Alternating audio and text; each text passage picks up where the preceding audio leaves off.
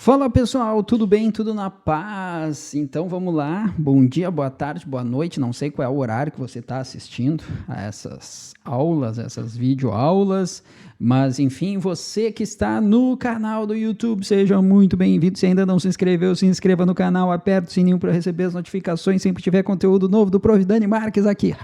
Tô falando cada vez mais rápido isso, né? Mas enfim, então te inscreve aqui no canal, não esquece do joinha e de compartilhar, tá bom?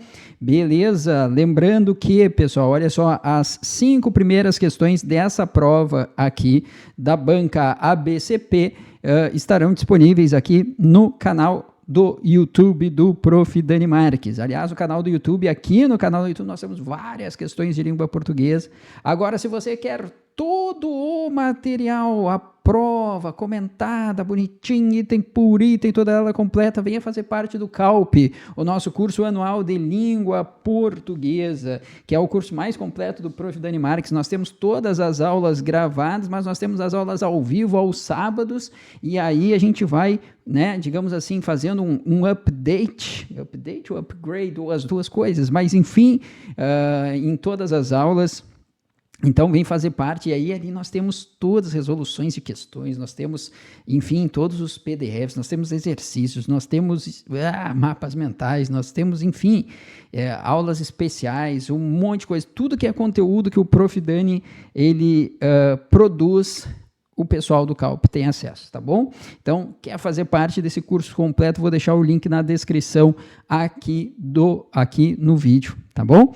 Então, vamos lá, pessoal, sem mais delongas, olha só, vamos comentar então esta prova aqui de adjunto legislativo da Câmara Municipal de Paulínia, de São Paulo, tá bom? Concurso aí do ano de 2024, da banca ABCP, Associação Brasileira de Concursos Públicos. Aliás, banca bem legal, bem bacana, uma prova, eu gostei da prova, achei bem interessante, tá, pessoal? Então, vamos lá, olha só. A primeira questão, gente, é uma questão de interpretação de texto a partir de um texto curtinho.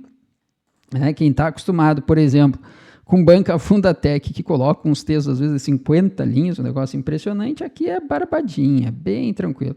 Então, acho que aqui até nem vejo, assim, problema em a gente começar pela questão de interpretação. Veria se nós tivéssemos um texto de 50 linhas com apenas uma questão de interpretação e 9 de gramática. Bom, aí, de fato, não faz sentido começar pela questão de interpretação. Acho que aqui não tem problema. E ele ainda diz assim, ó, utilize o texto abaixo para responder as próximas 3 questões. Então, 3 questões a partir desse texto, tá? Ou que serve, né, o que o texto serve de base para as questões, porque daqui a pouco eu tenho uma questão de acentuação a partir desse texto, tá bom? Então, vamos lá, gente, olha só. Utilize o texto abaixo, então, para responder as 3 próximas questões. Pouco a pouco, antes de ler o texto, aí, isso sim, isso eu sempre vou sugerir para você. Leia primeiro a questão de interpretação, e aí depois você vai para o texto, porque fica mais fácil. Você vai lendo o texto já sabendo aquilo que você está sendo questionado, aquilo que você está sendo perguntado. Fica muito mais fácil, tá, gente? Então, olha só. No trecho acima de 100 anos de solidão, de Gabriel Garcia Marques, que baita texto. Utiliza recursos coesivos para manter a continuidade textual e reforçar a ideia central da luta contra o esquecimento. Assinale a alternativa que melhor exemplifica o uso da coesão referencial nesse contexto.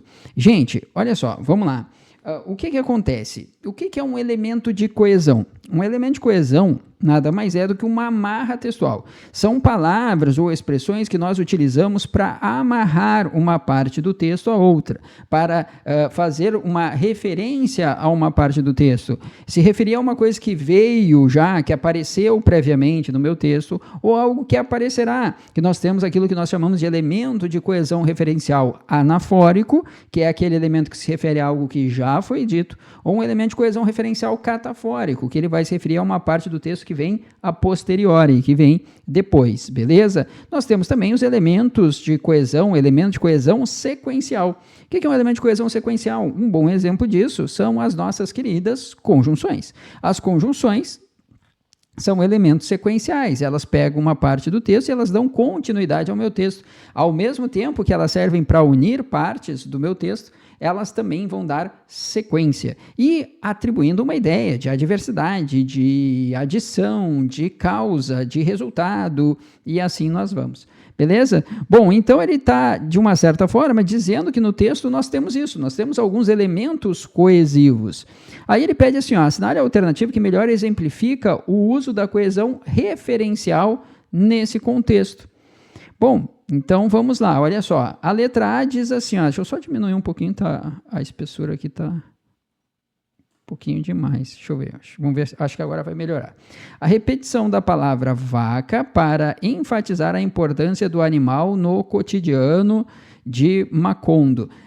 Vamos ver se ela está sendo utilizada para isso, né? O uso do pronome se em tem-se que em ordenhá-la para indicar impessoalidade.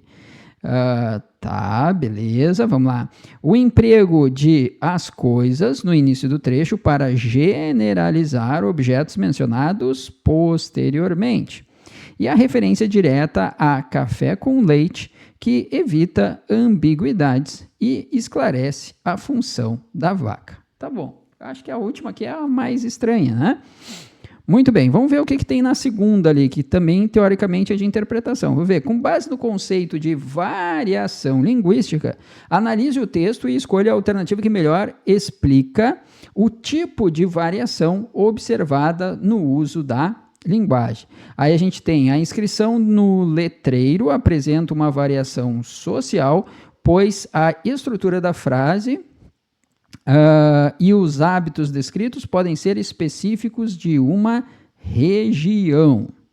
O registro usado no letreiro reflete uma variação situacional, pois se adapta a um contexto prático de instrução e orientação funcional para os habitantes de Macondo.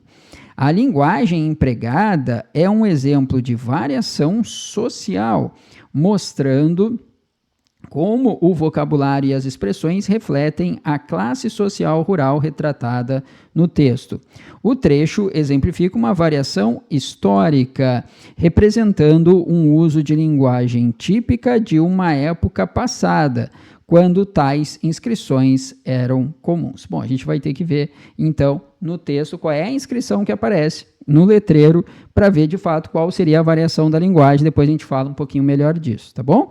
A questão de número 3, ela já é uma de acentuação, né? Ela diz ali, ó, no trecho de 100 anos de solidão, a palavra café aparece acentuada.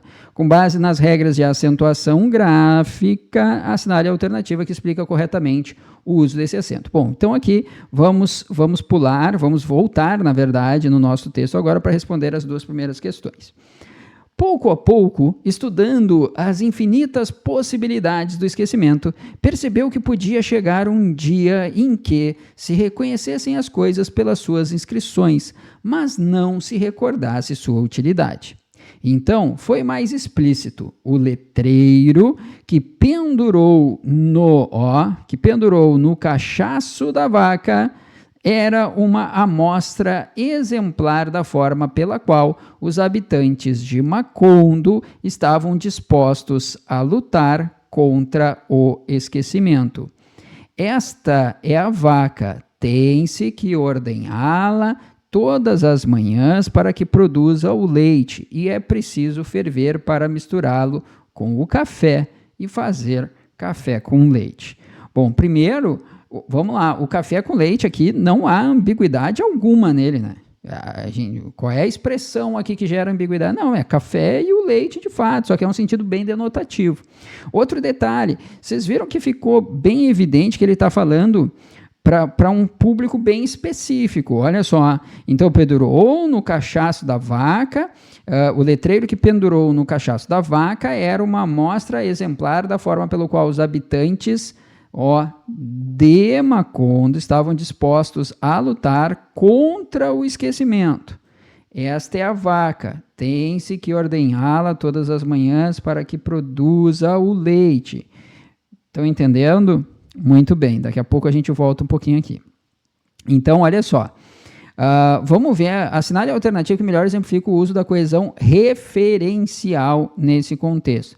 A repetição da palavra vaca para enfatizar a importância do animal no cotidiano de Macondo. Gente, a repetição do termo não quer dizer necessariamente que eles estejam utilizando para trazer a importância. Eles podem estar utilizando justamente para fazer uma referência à vaca, mas não para enfatizar a importância que o animal tem no cotidiano, né? Até porque, vamos lá, né? Esta é a vaca, tem-se que ordenhá-la. Tá, tem que ordenar a vaca. Por quê? Porque ela produz o leite. Daqui a pouco o leite é mais importante que a vaca, não sei. Tá, tudo bem, daqui a pouco a vaca, obviamente, é mais importante, porque ela vai trazer o leite, enfim. Mas eu não tenho como partir desse pressuposto, tá entendendo? Vamos lá, o uso do pronome se em tem-se que ordenhá-la, tá? Para indicar impessoalidade. Vamos lá, tu acha que se é impessoalidade, ele vai estar fazendo alguma referência ali? Fica estranho, né? Depois, o emprego de as coisas no início do trecho para generalizar os objetos mencionados posteriormente. Vamos ver. Pouco a pouco, estudando as infinitas possibilidades de esquecimento, percebeu que podia chegar um dia em que se reconhecessem as coisas pelas suas inscrições, mas não se recordasse sua utilidade. Beleza, quais coisas? Dentre elas, a vaca. Tanto é que ele diz que tinha que colocar um letreiro na vaca para que as pessoas não esquecessem o que era a vaca, o que tinha que fazer, como que ordenhá-la, né? Aquela coisa toda. Então, na verdade, esse as coisas aqui é um elemento de coesão referencial catafórico. Ó, gente, isso aqui a gente chama de catáfora. Olha que legal, catáfora. Ó, as coisas é um elemento que vai se referir, catáfora. Ó, vai se referir a algo no texto, sim, mas esse algo que está no texto já foi citado? Não, vem citado depois. Dentre eles, essa exemplificação aí, né, do letreiro que eles tinham que pendurar ali na nossa querida vaquinha, dizendo o que era aquilo, que era uma vaca, que precisava ordenhá-la, né, todas as manhãs, para que ela produzisse o leite, e tinha que ferver o leite e misturá-lo com o café para fazer café com leite, tá bom? Então, de fato, aqui, gabarito, letra C de Canadá. Depois a referência direta a café com leite, que evita ambiguidades e esclarece a função da vaca. Tá, vamos lá. Na verdade, ele não esclarece a função dela, ele traz uma de suas funções, né? Tá trazendo um dos benefícios da vaca, mas ela não tem só essa função, né? Bom, portanto, aqui de fato, gente, o gabarito é a letra C de Canadá. Depois, a número 2, com base no conceito de variação linguística. Dani, o que é variação linguística? Aliás, para aqueles que estão assistindo pelo canal do YouTube, já fica a dica, quando terminar aqui de assistir a essa questão, dá uma olhadinha aí, pesquisa no canal do Prof. Dani mesmo, não precisa sair do canal, fica aqui no canal, tá? Fica aqui no canal, só pesquisa ali, variação linguística. Tem uma aula aí minha de variação linguística, a variação da linguagem, que eu explico bem bonitinho o que é. Mas, resumidamente falando, e para o pessoal do CALP, ó, gente, para vocês relembrarem que vocês já viram isso comigo também. O que é uma variação linguística? A linguagem, melhor dizendo, vou chamar de linguagem, mas é língua. A linguagem, ela não se manifesta sempre da mesma maneira. Eu sei que você vai dizer, não, mas, Dani, peraí, a gente estuda acentuação, a gente estuda crase, a gente estuda pontuação, então ela se manifesta sempre da mesma forma. Não se manifesta. Tanto é que a forma como você se porta, linguisticamente falando, a forma como você se porta, linguisticamente falando, numa conversa de WhatsApp, é muito diferente da conversa que você tem, por exemplo, com, vamos lá, uma conversa pessoal, uma conversa no telefone, uma conversa tete a tete, face to face, cara a cara com alguém, sim ou não? Sim. Dani, quer dizer então que a linguagem do WhatsApp é sempre informal? Também não. Aí eu vou te mostrar que são vários os elementos que a gente leva em consideração na hora de uma relação comunicativa. Se eu estou no WhatsApp conversando com meu irmão, é muito provável que a gente fale de uma maneira mais coloquial, Muito provável. Agora, se eu estou no WhatsApp conversando com o meu chefe, por mais que o meio seja o WhatsApp, eu não vou utilizar um linguajar coloquial com o meu chefe. Principalmente se eu não tenho uma liberdade maior com ele. E normalmente, claro, vai depender muito de chefe para chefe, né? Eu até tenho com o meu, mas a maioria não tem uma liberdade muito grande com o chefe. Então, e mesmo assim, gente, pela relação de hierarquia, por mais que eu tenha liberdade com ele, eu não vou utilizar um linguajar informal ali. Eu vou utilizar um linguajar formal. Por mais que o meio seja o WhatsApp. Ou seja, eu estou te mostrando que existem vários fatores que serão levados em consideração quando numa relação comunicativa. São eles as pessoas, são eles a situação, o meio, a região, enfim. E todos esses fatores, eles vão trazer aquilo que a gente chama de variação linguística. Então, a variação, por exemplo, de região para região, o sotaque muitas vezes traz isso. O meu sotaque é provavelmente muito diferente do seu sotaque que está no norte do país, que é muito diferente do sotaque do pessoal que está ali no sudeste. E assim nós vamos. Tá entendendo? Isso a gente chama de variação linguística. Bom, aí ele está perguntando qual é o tipo de variação observada que nós temos ali. Tá bom? Aí ele diz assim, ó, a inscrição no letreiro apresenta uma variação social, pois a estrutura da frase e os hábitos descritos podem ser específicos de uma região. Convenhamos, uma vaca é uma vaca no Rio Grande do Sul e é uma vaca no Nordeste. Eu vou ordenhar a vaca no Rio Grande do Sul e no Nordeste. Tá entendendo? Então aqui não tem isso. O registro no letreiro reflete uma variação situacional da situação, pois se adapta a um contexto prático de instrução e orientação funcional para os habitantes de Macondo, que ali estão, naquele momento. Sim, perfeito, gabarito letra B. Por quê, gente? Porque tá, tudo bem, não é só para os moradores de Macondo, né? Tá? Mas ele está falando de Macondo ali, então acaba sendo daquela região. Tá? Eu não me lembro se é Macondo ou Macondô, né? Que a gente fala o local, tá? Mas enfim, na teoria é Macondo, porque senão teria acento circunflexo no O, né? Seria Macondô, mas não tem, então é Macondo. Então, letra B de Brasil. Vamos ver o que a gente elimina na letra C. A linguagem empregada é um exemplo de variação social. De novo, não é social, gente, é de situação. É a situação na qual eles estão inseridos ali, que é uma situação em que eles estão colocando um letreiro para que as pessoas não esqueçam que aquilo ali é uma vaca, entendeu? E ele tem um valor instrucional. Vamos ver variação social. Não é de pobre e rico. Não é de diferença de advogado e surfista. Não, é aquela situação na qual está inserida a pessoa ali chegando, vendo aquele bicho e tentando entender para que serve aquilo ali. Tá bom? Depois, ainda na letra C, fala que reflete a classe social rural retratada no texto. Nada a ver. E a letra D, uma variação histórica. Bom, daí já caiu, já foi para água abaixo. Variação histórica, gente. Bom, primeiro que ele fala ali, né? Inscrições eram comuns e época passada, na verdade ele está fazendo aquilo ali para o futuro, né, do agora para diante, caso alguém chegue ali.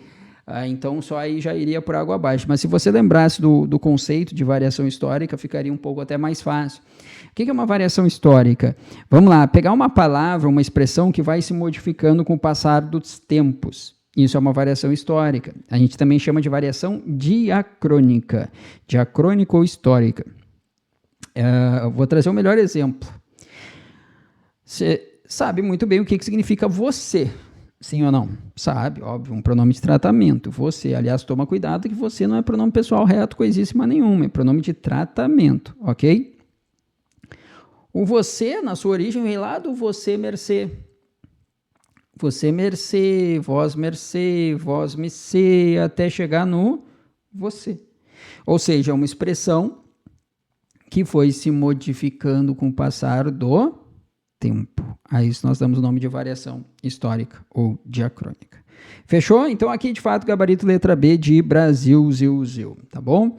Vamos lá, número 3. No trecho de 100 anos de solidão, a palavra café aparece acentuada. Ele quer o que justifica, né? O acento de café. Então, antes da gente analisar as alternativas, vamos lá, pessoal, pega aqui, ó. Café. Por que café é acentuada? Porque ela é uma oxítona terminada em E. Lembra? Serão acentuadas as oxítonas terminadas em A, E, O, EM e ENS. Aliás, lembrando, tá, pessoal? Qualquer oxítona que termine nisso aqui e vai ser acentuada pela mesma razão que café. Como assim, Dani? Se eu pegasse a palavra Guaraná, vamos imaginar numa comparação, Guaraná e café são acentuadas pela mesma razão gramatical? Sim. Ai, Dani, mas uma é oxítona terminada em A, outra é oxítona terminada em E. Dane-se. A gente quer saber se elas estão dentro do mesmo rol. Se elas estiverem dentro, eu brinco que isso aqui é um pote, né? Se estiver dentro desse pote das oxítonas, são acentuadas as oxítonas terminadas em... Qual é o pote? São acentuadas as oxítonas terminadas em A, E, O, EM e ENS. Beleza. Está dentro desse pote, é a mesma razão gramatical. Ok? Fechou? Muito bem. Vamos lá, então, letra A diz que a palavra café é uma paroxítona, já está errada. Lembra, né, pessoal? Olha só, vamos lá, vamos imaginar uma palavrinha de 3 sílabas.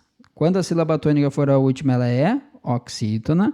Quando for a penúltima, ela é paroxítona. Quando for a antepenúltima, ela é proparoxítona, tá bom? Lembre-se disso. Então, aqui, ó, a sílaba tônica é a última, ela é uma oxítona terminada em E, por isso que ela é acentuada. Trata-se de uma oxítona terminada em E, recebendo acento gráfico como a regra geral. Beleza, gabarito, letra B de Brasil. Vamos ver as demais. Ali, ó. O acento é aplicado para diferenciar café de outra palavra com grafia semelhante, conforme regra de acento diferencial. Não. E a palavra café é um monossílabo tônico, gente. Não, olha aqui, pessoal. Café. Monossílabo é uma palavra de uma sílaba só. Exemplo, fé. Olha aqui, ó. Fé, sim. Por que a palavra fé é acentuada? Porque é um monossílabo tônico terminado em E. Lembra a regrinha dos monossílabos tônicos? Bem parecidinha com das oxítonas. Toma cuidado. Serão acentuados os monossílabos tônicos terminados em A, E e O, seguidos ou não de S, certo? Então... toma cuidado, fé e café são acentuados por razões distintas. Portanto, aqui confere gabarito letra B de Brasil. A número 4, pessoal, ela foi anulada. Mas de qualquer maneira, eu queria analisar com vocês essa questão, tá bom? Vamos aproveitar sempre, é sempre estudo de língua portuguesa. Então, vamos lá. E aí, olha só, eu preciso fazer a ressalva, né? Olha aqui, gente. Olha aqui, de quem que ele tirou? De quem que é o texto? Do nosso eterno, o nosso maravilhoso, o nosso pai de todos, fura-bolo, mata-piolho. Ele, Machadão, grande Machado de Assis, né, pessoal? Quem me conhece sabe por que eu faço toda essa ressalva para o nosso querido Machado, porque o Machado está no hall ali dos meus top 3. Ele é um dos meus 3 autores favoritos. Aliás, 2 dos meus autores favoritos são clássicos, né? Machado de Assis, que é o nosso brazuca. Tem um de fora, óbvio, né? Porque como eu sou professor de inglês também, tinha que ter alguém da literatura inglesa / americana. Literatura de língua inglesa, vamos falar assim que fica melhor, né? Tá. Quem é, Dani? É o Edgar Allan Poe. Isso. E em terceiro lugar... tá ele, né, pessoal?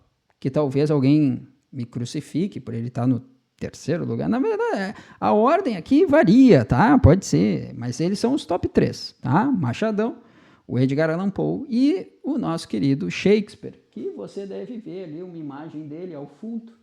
Eu tenho um material ali, uma coletânea bem bacana do nosso querido Shakespeare, tá bom? Um dos meus autores favoritos. Tá bom? Então, olha só, vamos lá. E em quarto está o Milan Kundera, aí um cara bem mais contemporâneo, evidente. Né? Milan Kundera, autor de A Insustentável Leveza do Ser. Eu acho que aí eu fecharia o meu quarteto fantástico, tá bom? E vários outros aí que eu adoro também, mas esses são os top 4. Vamos lá. Bentinho sentou-se à mesa. E aí, pessoal...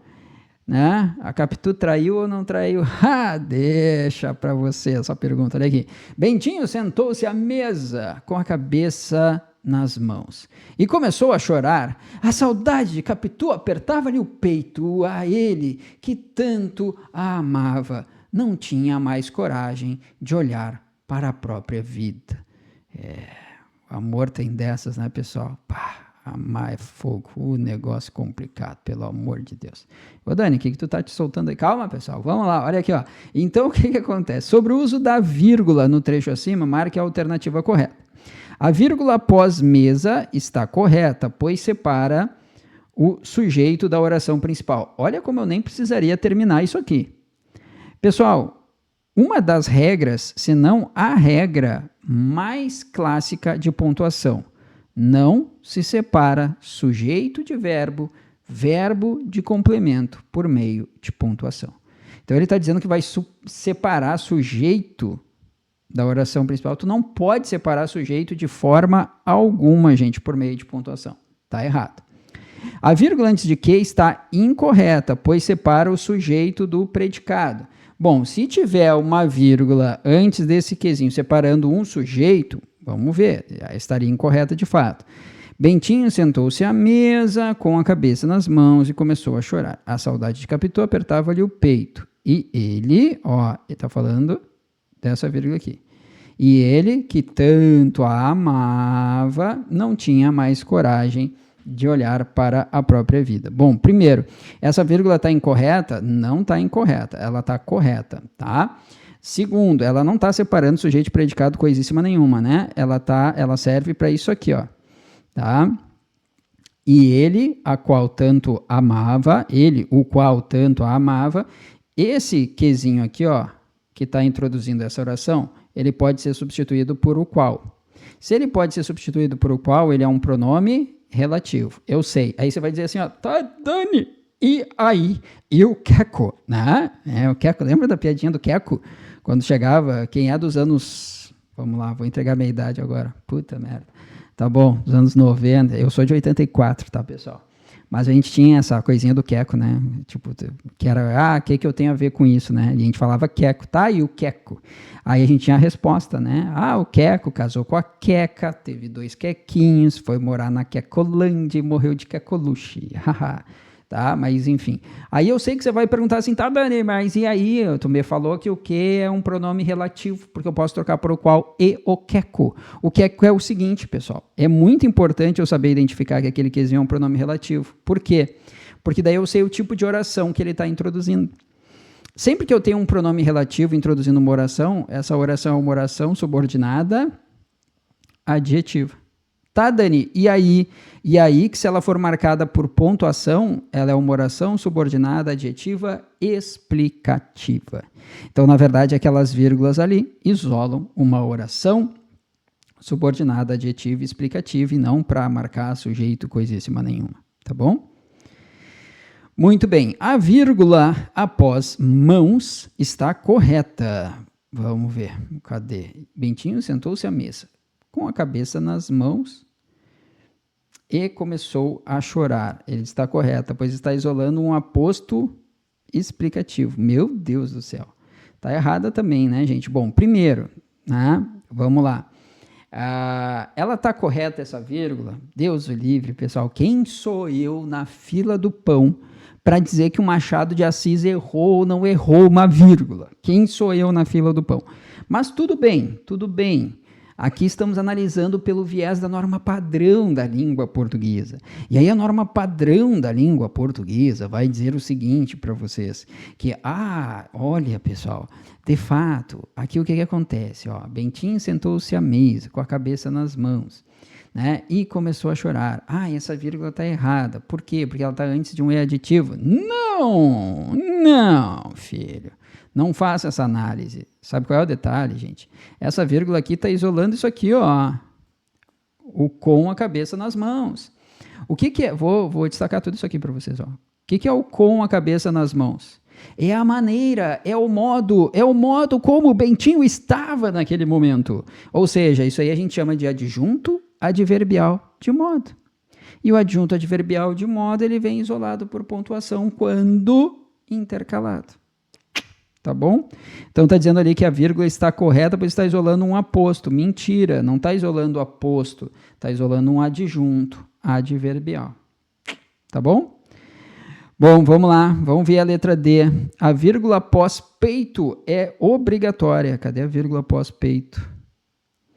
A saudade de Capitu apertava-lhe o peito. E ele, olha que coisa linda, pessoal. Tá errado também. Eu nem sei qual foi o gabarito que eles deram antes, tá? O gabarito preliminar, mas que bom que anularam, porque realmente tá errado, não tem alternativa correta, tá? Ele diz a vírgula pós-peito é obrigatória. Mentira, ela é facultativa. Facultativa. Por quê, Dani? Te explico. Por causa desse carinha aqui, ó, gente. Vamos pegar um marcador aqui agora de cor diferente, para ficar bem legal para você. Olha aqui, ó. Por causa desse carinha, do E. Aí você vai dizer assim, mas Dani, me ensinaram que antes do E, aditivo, eu não uso vírgula. Verdade. Desde que ele não ligue orações de sujeitos distintos. Se o E aditivo unir orações de sujeitos diferentes, a vírgula é facultativa, pessoal. Sério, sério. Olha só. A saudade de Capitu apertava-lhe o peito. Quem é que apertava-lhe o peito? A saudade de Capitu. Isso aqui é o sujeito da primeira oração. E ele não tinha mais coragem de olhar para a própria vida. Quem é que não tinha coragem de olhar para a própria vida? Ele. Tá vendo que são sujeitos distintos? Sim. Então, o Ezinho está unindo orações de sujeitos distintos, ou seja, essa vírgula é facultativa, opcional. Portanto, pessoal, de fato, essa questão ela foi muito bem anulada, porque, infelizmente, ela não tinha resposta. Tá bom? Então, vamos lá. Mas é uma questão boa, né, de se trabalhar, porque é uma questão envolvendo pontuação, e pontuação é sempre bom a gente discutir. Bom, olha só, pessoal, vamos lá. Quanto tempo eu já estou aqui? Olha aqui, 30 minutos já aqui. Claro que depois eu vou ir, né, picoteando aqui esses vídeos para vocês no canal do YouTube, mas você que está assistindo a todas essas questões aqui, ó, pá, por favor, o mínimo que você pode fazer, aliás, eu nem vou, não, vou picotear em 2, 3, pelo menos, tá? O mínimo que você pode fazer é deixar o like, né? O mínimo, deixa o likezinho, tá bom? E o pessoal do Calp tem tudo isso aqui, ainda tem o material detalhado disso aqui para vocês, com os esqueminha que o prof faz, tudo bonitinho, tudo que eu falo, eu acabo colocando no material e disponibilizando ali para o pessoal, tá bom? Então, se você não faz parte do Calp, venha fazer parte do nosso curso anual de língua portuguesa. Vamos lá, estudar português e gabaritar a nossa prova aí de concurso público. Sobre o trecho, a saudade de Capitu apertava-lhe o peito. É correto afirmar que, gente, olha só, em todas as alternativas já fica evidente aqui que ele vai falar do tal do lhe, ó. O lhe, tá bom? Bom, vamos lá, então vamos falar um pouquinho do lhe. Deixa eu ver se eu tenho um espaço em branco em algum lugar aqui. Não tem, produção, não tem. Então, vamos lá, vamos puxar um quadro em branco? Vamos puxar um quadro em branco. Vamos deixar tudo bem bonitinho para o pessoal. Vamos lá, cadê meu quadro em branco? Espera aí. Vamos pegar esse quadro branco aqui, ó. Aí, tá ótimo. Deixa eu só dar um zoom aqui. Beleza. Tá aparecendo para você? Tá, né? Então tá, vem cá. Olha só, eu já volto ali na questão. Gente, olha aqui. Lhe. Função do lhe, tá? Melhor dizendo, funções do lhe. O lhe pode ser um monte de coisa, tá? Isso aqui a gente chama de sintaxe dos pronomes. Sintaxe dos pronomes oblíquos átonos. São as funções sintáticas que os pronomes podem exercer. O lhe, ele vai exercer uma de 3 funções sintáticas. Ou ele vai ser um objeto indireto, ou ele vai ser um complemento nominal, ou ele vai ser um adjunto adnominal. Adjunto adnominal. Ai, mas Dani, é muito difícil isso, porque eu não lembro de objeto indireto, nem de complemento nominal, nem de adjunto adnominal. Filho do meu coração, te acalma. Tira essa ansiedade desse coração, te livra disso, calma. Pelo amor de Deus. Olha só, tu nem precisa lembrar do que é um objeto indireto, complemento nominal, adjunto adnominal. Vou te mostrar como é que tu identifica. Quer ver? Vamos lá. Olha aqui, vamos lá. O objeto indireto lhe é aquele que eu consigo substituir por a ele. A ele. ou, por que não, a ela. E aí, na forma plural, evidente, né, filho? Vai ser a eles ou a elas. Como assim, Dani? Olha aqui. Dei-lhe um presente. Reescreve isso aí para mim. Como é que ficaria? Dei um presente. Olha que legal. Vou colocar em caps lock aqui. A ele. Ou, por que não, a ela. Quando eu consigo fazer essa troca do lhe por a ele ou por a ela, pessoal, eu estou diante de um lhe objeto indireto. Sempre? Não. Ai, Dani, te odeio. Não me odeia, não. Para com isso. Odiar é uma palavra muito forte. Ai, Dani, é o ranço com a língua portuguesa. Também não, cara.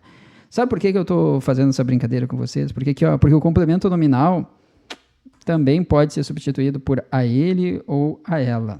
E a forma plural, a eles e a elas. Ah, Dani, Mas, cara, é barbada. Olha só, quer ver? Ó, sou-lhe fiel. Tá? Não, fiel é uma palavra muito forte. Grato. Ai, que horror, né? Eu tô azedo hoje. Olha aqui, vamos lá. Olha aqui. Só hoje, Dani. Vamos lá, olha aqui, ó. Sou-lhe grato. Pessoal, percebam o seguinte. Que tipo de verbo eu tenho aqui, ó? Quem dá algo a alguém, né? Ele é um verbo transitivo, direto e indireto, certo? Certo. Mas eu quero que vocês lembrem disso aqui, ó. Ele tem que ser, no mínimo, um VTI. No mínimo, um VTI, verbo transitivo indireto. Se ele for um verbo transitivo indireto, esse lhe, e eu puder... Esse lhe é boa, né? O verbo que o lhe está ligado. Tá? Se o lhe estiver junto de um verbo transitivo indireto e eu puder substituir por a ele, a ela, eles e a elas, eu estou diante de um lhe objeto indireto. Então, esse lhe é um objeto indireto. O lhe complemento nominal, eu também posso trocar por a ele e a ela. Quer ver? Sou-lhe grato. Olha aqui. Sou grato a ele. Ó. Vamos colocar em caps lock aqui. A ele ou a ela. Vou colocar a ela agora, só para a gente variar. Olha aqui, ó. Reescrevi. Coloquei no lugar do lhe ou a ela. Beleza. Mas eu te pergunto, olha para o verbo. Que tipo de verbo nós temos aqui? VL. Verbo de ligação. Verbo de ligação, gente. E se eu tenho um verbo de ligação? Aí já muda tudo. Esse lhe, por mais que eu possa trocar por a ele, a ela, a eles e a elas, se ele está junto de um verbo de ligação, esse lhe será um complemento nominal. Barbadinha? Esqueci de colocar o celular no silencioso, mas tudo bem. Vamos lá. E por último, pessoal, olha aqui, é o lhe adjunto adnominal. Sabe quando que o lhe é adjunto adnominal? O lhe é adjunto adnominal quando ele tem valor possessivo. Quando ele tem valor possessivo, pessoal, ele é um adjunto adnominal. Como assim, Dani? Não entendi. Valor possessivo. Valor de posse. Vou te trazer um exemplo aqui. Ó. Roubaram... Eita, cadê? Roubaram-lhe as chaves. Olha aqui. Roubaram-lhe as chaves. Quer ver uma coisa? Olha. Roubaram as chaves dele, ou por que não, dela. Tá vendo que eu posso substituir esse lhe por um pronome possessivo? Sim ou não? Sim. Então ele é adjunto adnominal. Simples assim. Bah, que massa, Dani! Curtiu? Curtiu? Curtiu barato? Então tá, olha só. Vamos lá. Vamos lá. Aqui, pessoal, o que nós temos? Então, nós temos ali, ó, que a palavra ali é um pronome reflexivo. Mentira, pronome reflexivo é aquele pronome que traz a ideia de que o sujeito pratica e sofre ação. Ó, a saudade de Capitu apertava-lhe o peito. O peito de quem, pessoal? Dele, do Bentinho. Esse ali aqui é um adjunto adnominal, ó. Última coisa que nós vimos. Olha ali que legal. O lhe funciona como objeto indireto. Mentira, eu não posso trocar por a ele e a ela. É dele, é possessivo. O lhe não tem função sintática. Mentira, ele é adjunto adnominal. O lhe é um pronome possessivo, ligando sintaticamente a palavra peito ao substantivo que pertence. Beleza. Né? Qual é o substantivo? É o Bentinho, né? No caso aqui, na verdade, o peito, né? O peito dele, do Bentinho. E ele é um adjunto adnominal, sintaticamente falando. Gabarito.